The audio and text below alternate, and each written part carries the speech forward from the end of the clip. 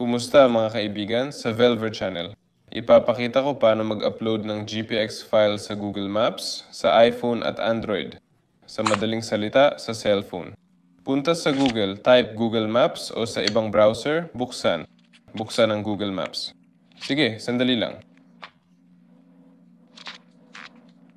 Sunod, i-click ang tatlong linya at nandito ang aking mga mapa. I-click natin.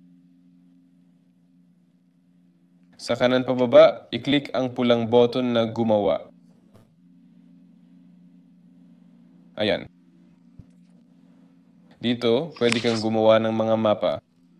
Pero dahil kailangan nating i-upload ang mapa, i-click natin ang import at dito napipiliin kung saan kukunin ang GPX file sa Google Drive o sa phone.